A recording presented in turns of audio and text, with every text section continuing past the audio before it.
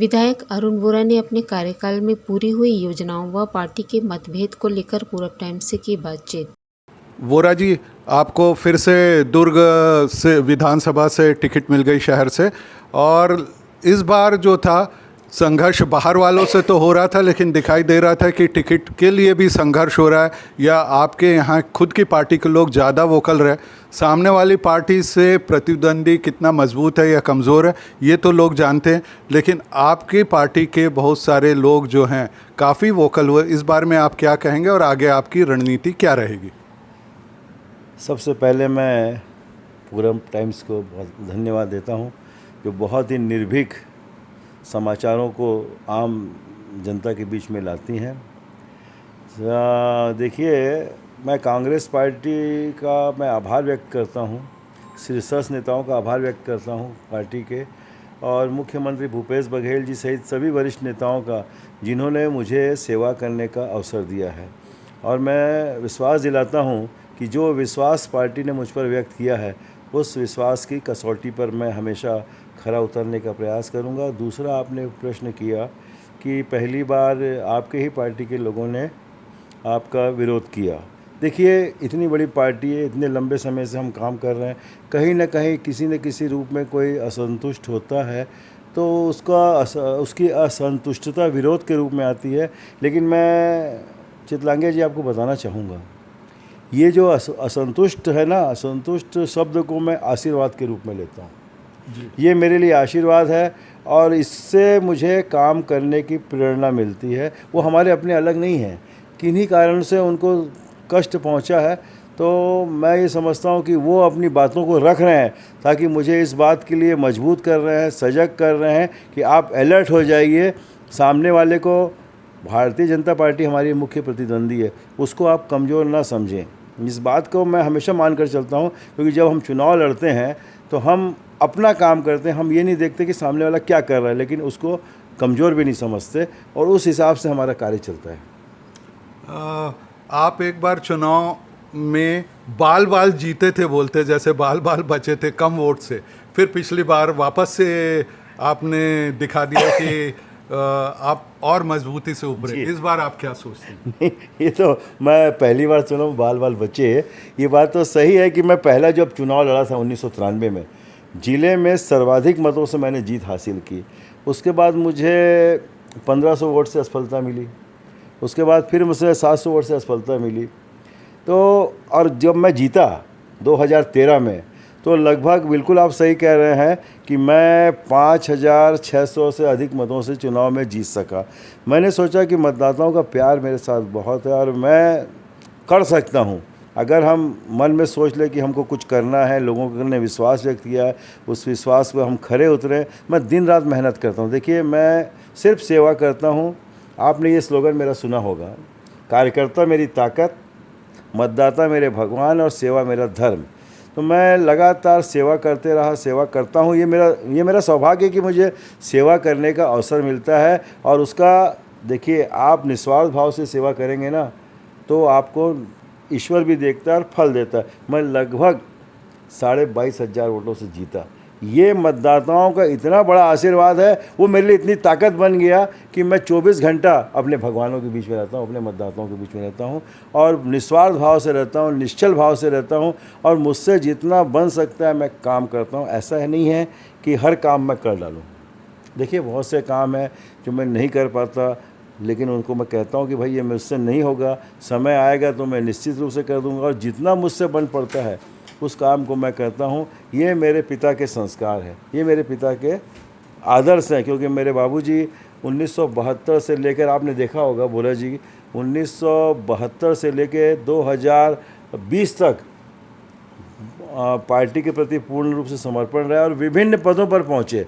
मैं इस बात को सार्वजनिक रूप से कहता हूं कि दुर्ग विधानसभा क्षेत्र के मतदाताओं के हम हमेशा ऋणी रहेंगे। वोरा परिवार हमेशा ऋणी रहेगा, दुर्ग का कांग्रेस परिवार हमेशा ऋणी रहेगा कि मोतीलाल वोरा जैसे व्यक्तित्व को उन्होंने आशीर्वाद दिया, और वो विभिन्न पदों पर पहुंचे। देखिए, वो पत्रकार से अपना जीवन उन्होंने शुरू किया, आप जानते हैं अच्छी तरीके से। पार्षद बने नगर निगम में, नगर पालिका के विधायक बने, 22 वर्षों तक वो विधायक रहे और इसी दरमियान वो राज्य परिवहन के उपाध्यक्ष बने, मध्य प्रदेश के 4 विभागों के बड़े विभागों के मंत्री बने, मुख्यमंत्री 2 बार, केंद्रीय मंत्री, राज्यपाल।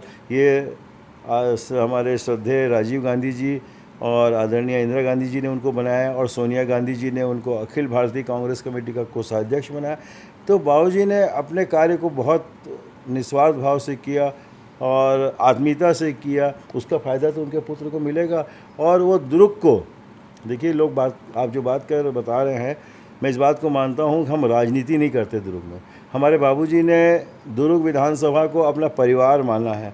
ये बात इसलिए मैं कह सकता हूँ कि वो किसी भी पद में रहे हो, लेकिन 1 सप्ताह के अंदर वो दुर्ग पहुँच जाते थे। राज्यपाल उत्तर प्रदेश से तो दुर्ग आ जाते थे 1 सप्ताह में।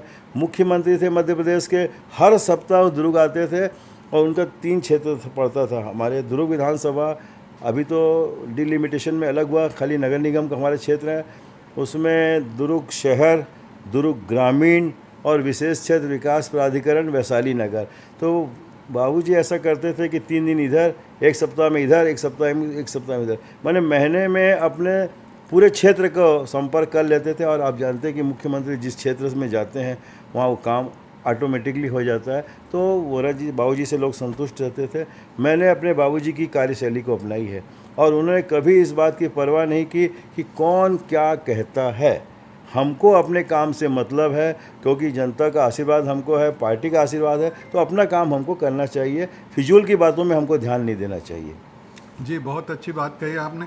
आप बताइए, आपने जो पिछले आपके कार्यकाल थे उसमें क्या क्या योजनाएं हैं जो आप बताना चाहेंगे जनता को? जी और बिल्कुल। अगले कार्यकाल के लिए कोई योजना है आपकी? इसके लिए तो मैं सबसे पहले आपको एक ही बात कहूँगा जिसमें सबको समझ में आ जाता है, भूपेश है तो भरोसा है। भरोसे की सरकार है और भरोसा बरकरार है। ये बात मैं बहुत दमदारी से कहता हूँ। इसलिए कहता हूँ कि जब हम लोग विपक्ष में थे तो भूपेश बघेल जी हमारे प्रदेश कांग्रेस के अध्यक्ष थे और वे लगातार, हम उनके नेतृत्व में भारतीय जनता पार्टी को कटघरे में रोज़ खड़ा करते थे। और मैं कहता था तत्कालीन सरकार से कि हमारे दुर्ग में भी विकास होना चाहिए, लेकिन दुर्ग में विकास नहीं हो पाया। मुझे एक दिन भूपेश बघेल जी ने कहा कि आप बिल्कुल चिंता न करें, अभी हमारी सरकार आ रही है, आप जितनी भी धनराशि की मांग करेंगे हम धनराशि देंगे। और उन्होंने दिया। आप देखिए, ये 64 करोड़ की सड़क, कुछ लोग बोलते हैं केंद्र सरकार ने, अरे भाई सरकार केंद्र नहीं, केंद्र सरकार तो इन 5 वर्षों में फूटी कौड़ी नहीं दी है।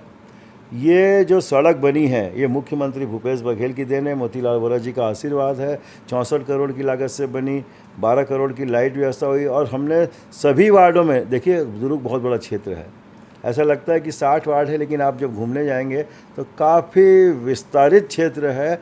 लगभग 80% वार्डों में हमने भीतरी सड़कों का डामरीकरण किया, पेयजल की व्यवस्था सुदृढ़ की, लाइट की व्यवस्था सुदृढ़ की। तो ये इस तरीके से हमने बुनियादी समस्याओं को भी हल किया। विपक्ष का काम है आरोप लगाना। कभी अरे तो आप क्यों नहीं किए? जब आपको समय मिला था, हमको तो समय मिला, हमने किया। और आप देखेंगे ठगड़ा माल, उसकी तारीफ तो आप भी करते हैं। इतना अच्छा पर्यटन केंद्र बना है ये 16 करोड़ की लागत से। इसका भी मैं आपको बताता हूँ। जब मैं ठगड़ा बांध में गया, यहाँ पे मैं तो यहीं पे रहता हूँ पद्मनाभपुर में, तो मुझे लोगों ने कहा कि भैया आप इसको अच्छा बना सकते हैं तो आप बनाइए। तो मैंने बाबूजी से कहा, उस समय सांसद थे, उन्होंने तत्काल 50 लाख रुपए की राशि दी इसके लाइट के लिए और इसके जो बैरिकेटिंग के लिए। तो 50 लाख तो लोगों को सुंदर लगने लगा।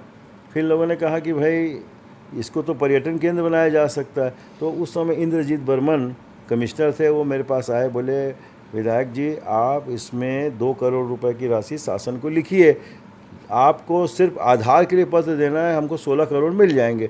मैं बोला इसमें नेकी और पूछ हम चाहते हैं कि दुर्ग स्वस्थ बने, अच्छा बने, सुंदर बने, स्मार्ट बने।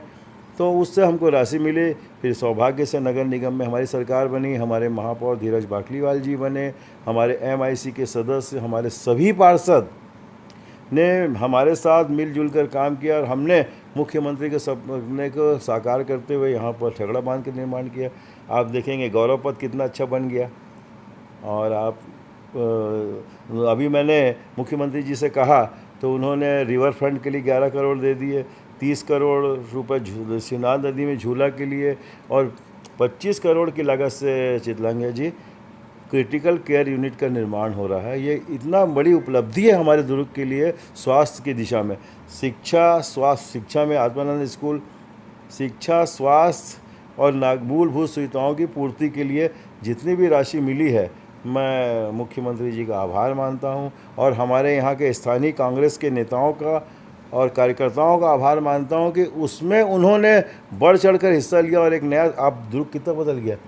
आज से 5 साल पहले देखिए मोतीलाल वोरा जी के समय में जो आवश्यकताएं थी उन आवश्यकताओं की पूर्ति उन्होंने की, लेकिन जैसे जैसे समय बढ़ता है आवश्यकताएं भी बढ़ती है, प्राथमिकताएं भी बढ़ती है।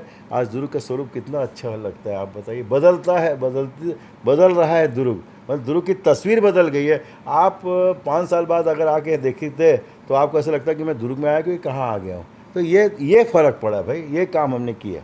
और आगे आप क्या सोचते, क्या आगे मैं सोचता हूँ योजना कि जो काम पूरे नहीं हो सके, जैसे हमारा पटरी पार बहुत बड़ा क्षेत्र है, उसके लिए भी हमने हमारे बाबूजी ने वहाँ पर हॉस्पिटल खुलवाया। मैं चाहता हूं कि वहाँ पर अभी 30 बिस्तर का हॉस्पिटल बाबूजी के कार्यकाल में हुआ।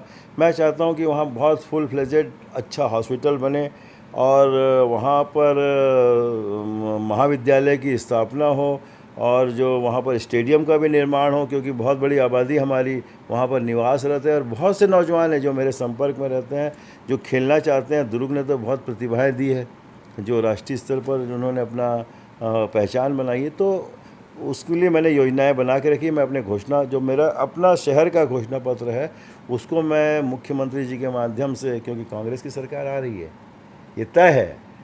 जिस तरीके का कार्य हुआ है तो उससे ये मानकर चला जा सकता है कि सरकार आ रही है। और जो हमने अपने घोषणा पत्र अभी मैं जारी करूँगा, हमारा सरकार का तो जो घोषणा पत्र पार्टी का वो तो आएगा ही, लेकिन मैं अपने स्थानीय मुद्दों को लेकर जो घोषणा पत्र मैं जारी करूंगा उनमें इन सारी बातों को उल्लेख है और मुख्यमंत्री जी से सारे कामों को हम करवाएंगे। बहुत बहुत धन्यवाद जी। आपका भी धन्यवाद।